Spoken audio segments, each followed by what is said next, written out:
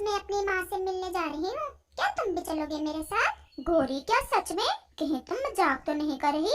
ये तुम मेरे मिलके जाने पर इतने खुश क्यों हो रहे हो? नहीं नहीं, मैं तो ऐसे ही पूछ रहा था। तुम जाओ और 2-4 दिन रह भी लेना अपनी माँ के पास। वो तो बहुत उदास होगी तुमसे। अच्छे से मन लगाना अपनी माँ का। मैं आज शाम को ही वापस आ जाऊंगी। तुम्हें ज्यादा खुशियाँ मनाने की कोई जरूरत नहीं है। वो दिन भूल के तुम जब मुझसे शादी करने के लिए मेरी माँ के पाँव पकड़ रहे थे, वो गलती तो मैं सारी उम्र नहीं भूल सकता। क्या कहा? कुछ नहीं। अब तुम जाओ। और जग्गू बेटे, अब तुम बड़े हो गए हो, कोई उल्टी सीधी शरारत ना करना। नहीं पापा, मैं कोई शरारत नहीं करूँगा। वहाँ मेरे अच्छे दोस्त रहते हैं, मैं उनसे खेल लूँगा। और फिर गौरी कव्वी अपने बेटे जग्गू के साथ अपने मैके वाले जंगल चली जाती है। कबूतर, चल यार, आज पहाड़ों पर चलते हैं। बहुत दिनों बाद मन को शांति मिली है। क्या हुआ कालू, आज बहुत खुश लग रहे हो? गौरी अपने मैके गई हुई है आज। कम से कम आज का दिन तो शांति से गुजरेगा, नहीं तो गौरी तो हर समय मुझसे लड़ाई ही करती रहती है। और फिर कालू कौवा और कबूतर पहाड़ों पर चले जाते हैं। नमस्ते माँ जी, कैसी हैं आप? नानो नानो, मैं आ गया। गौरी मेरी बेटी, मैं तो ठीक हूँ। ऐसे ही आई हो ना? कहीं कालू से कोई लड़ाई तो नहीं हो गई तुम्हारी? नहीं नहीं माँ जी, कालू तो मुझसे बहुत खुश है। बस मेरा मन उदास था आपसे मिलने को, इसलिए चली आई। माँ, मैं नदी पर जा रहा हूँ। जाओ जाओ जग्गू, लेकिन किसी से लड़ाई न करना। और फिर जग्गू कौवा नदी की तरफ चला जाता है।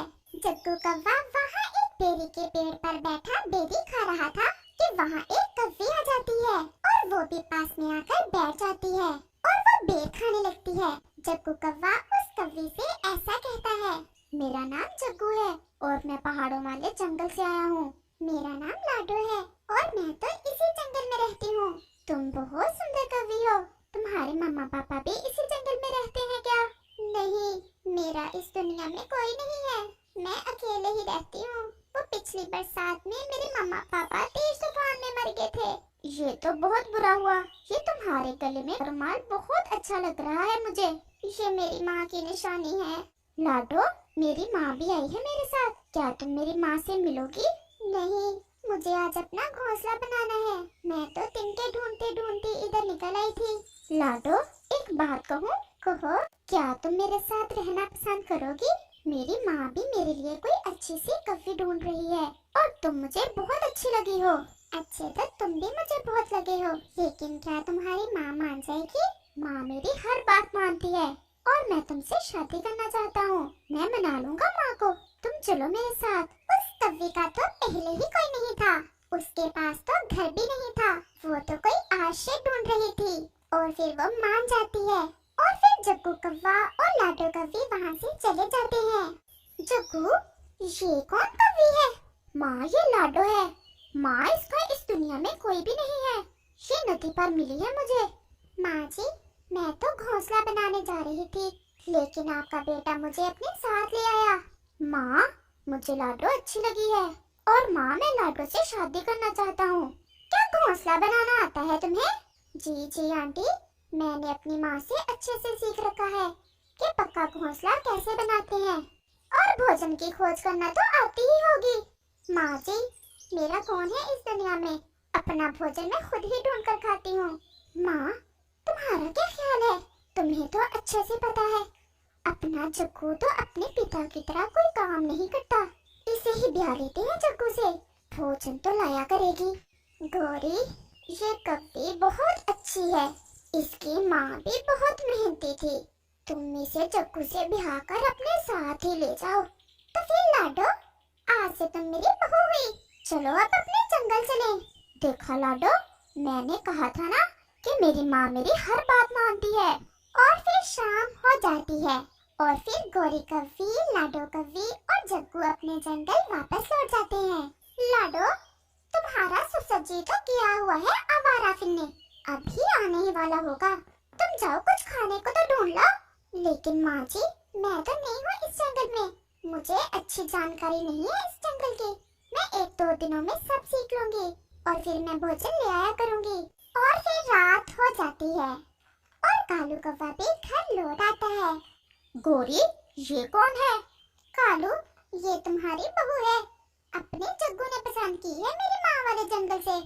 पापा, ये बहुत अच्छी कौवी है। इसे घोंसला भी बनाना आता है और भोजन ढूंढना भी। तुम्हारी माँ भी ऐसे ही कहती थी। और फिर वो सब बातें करते करते सो जाते हैं। और फिर ऐसे ही दिन और रात गुजरते गए। और फिर एक दिन लाडो कौवी अपनी सास गोरी कौवी से कहती है, माँ जी, एक खुशी की खबर है। क्या क्या खबर है लाडो? कहीं से भोजन मिल गया ज्यादा? नहीं माँ जी, मेरा अंडा होने वाला है। ये सुनकर तो गोरी बहुत खुश हो जाती है और लाडो से कहती है, मुझे तो बेटे कौवे ही पसंद है और तुम भी अपने अंडे से बेटा कौवा ही निकालना। माँ, ये मेरे पास में थोड़ा है। बेटा हो या बेटी, मैं तो दोनों से ही प्यार करूंगी। तुम्हें कौन पूछता है? चलो तुम मेरे साथ, मैं तुम्हारा चेकअप करवाती हूँ। लेकिन माँ जी कहाँ? बुलबुल के पास। वो हमें बताएगी कि अंडे से बेटा कौवा निकलेगा या बेटी कौवी। और फिर गोरी कौवी अपनी बहू को साथ लेकर बुलबुल के पास चली जाती है। ये लो 2 दाने ज्यादा, और मुझे अच्छे से जांच करके बताओ कि हमारी बहू के अंडे से बेटा निकलेगा या बेटी। और फिर बुलबुल लाडो का चेकअप करती है। गोरी बहन मुबारक हो, तुम्हारी बहू के अंडे से एक सुंदर सी बेटी निकलेगी।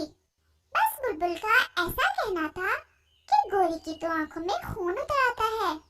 मनहूस मारी, एक बुरी खबर सुना रही हो और दूसरा मुबारक दे रही हो। मुझे बेटियां पसंद नहीं है।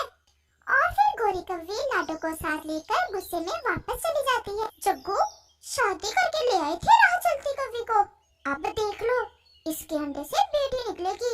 तो माँ, फिर क्या हुआ? फिर क्या हुआ?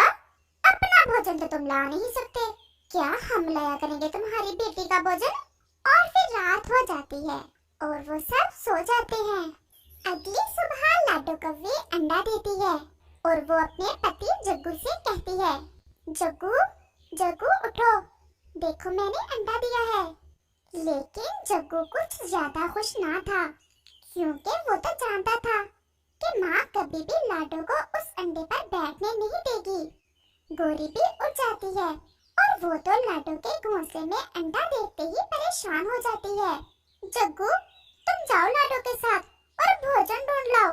लेकिन माँ, मैंने अंडा दिया है, मैं तो आज से अपने अंडे पर बैठा करूंगी और भोजन जग्गू या आप ले आया करना। मैं तुम्हारी नौकर नहीं हूँ, मैं बैठ जाती हूँ अंडे पर, तुम जाओ और भोजन लाओ। और फिर जग्गू और लाडो खामोशी से भोजन लेने चले जाते हैं। इससे पहले कि वो लौट कर आए, मुझे इस अंडे का कुछ करना होगा। और फिर ऐसा कहते हुए गोरी कौवी वो अंडा उठाकर वहाँ से चली जाती है। और फिर गोरी वो अंडा थोड़ा दूर झाड़ियों में फेंक देती है और वापस अपने घर आ जाती है। और फिर शाम हो जाती है। जग्गू और लाडो भी वापस आ जाते हैं। मेरा अंडा कहाँ है माँ? माँ, मेरा अंडा कहाँ है? ऐसा कहते हुए लाडो रोने लग जाती है। माँ, आपने अंडा कहीं फेंक दिया है ना, क्योंकि उस अंडे से बेटी निकलने वाली थी। हाँ, मैंने फेंका है। कालू सबसे बेखबर आराम से सो रहा था, वो तो किसी बात में बोलता ही ना। माँ, आपने ये अच्छा नहीं किया, और इस तुम्हारी पत्नी ने वो बेटी वाला अंडा देकर अच्छा किया था। माँ, हम जा रहे हैं और अब हम अपना घोंसला बनाएंगे, अब हम यहाँ नहीं रहेंगे। मुझे तो पहले ही पता था, इस अनाथ कवि ने तुम्हें मेरे पूरा खिलाफ कर दिया है। जाओ, भाग जाओ, और अब मैं भी तुम्हें अपने घर में नहीं रखूंगी। और फिर लाडो और जग्गू वहाँ से चले जाते हैं। वो थोड़ा दूर एक पेड़ पर बैठ जाते हैं। माँ ने तो हमारा अंडा ही फेंक दिया। अगर मुझे पता होता तो मैं कभी भी अंडा माँ के पास छोड़कर ना जाता। ना जाने माँ को बेटियों से इतनी नफरत क्यों है। वो वहाँ बैठे हुए थे कि वहाँ रानो चिड़िया आ जाती है। जग्गू, तुम इतनी रात के यहाँ क्या कर रहे हो? और ये कवि कौन है तुम्हारे साथ? और फिर जग्गू रानो चिड़िया को सारी बात बताता है। ये गोरी कभी नहीं सुधरेगी। जरा खौफ न आया उसे इतना बड़ा जुल्म करते हुए। अब तुम चलो मेरे साथ और मेरे घर में आज की रात गुजार लो। और फिर वो दोनों रानो चिड़िया के साथ चले जाते हैं। और फिर रात होते ही आसमान पर गहरे बादल छा जाते हैं और तेज बारिश शुरू हो जाती है। फिर बादल जोर से गरजता है और एक बिजली उस पेड़ पर पड़ती है जिस पर कालू और गोरी का घोंसला था। वो पेड़ तो जल जाता है और कालू और गोरी का घर भी। लेकिन कालू और गोरी जान से तो बच जाते हैं, लेकिन उनके पंख जल जाते हैं। गोरी, क्या हम जिंदा हैं? हाँ कालू, हम जिंदा तो हैं, लेकिन हमारे पंख जल गए हैं उस बिजली की आग से। और वो रोने लग जाते हैं। दूसरे रोज जग्गू को पता चलता है। वो अपनी पत्नी को साथ लेकर एक नया घर बनाता है और अपने माता पिता को उठाकर उस नए घर में ले जाता है। माँ, जग्गू को घर बनाना नहीं आता। ये घर मैंने बनाया है और मैं भी एक बेटी हूँ और आप भी एक बेटी ही हो। फिर बेटियों से इतनी नफरत क्यों? लेकिन गोरी खामोश थी। वो तो बस रो ही जा रही थी। प्यारे दोस्तों, इस कहानी से हमें सीख मिलती है कि बेटी या बेटे में कोई फर्क नहीं करना चाहिए, क्योंकि बेटों की तरह बेटियां भी माँ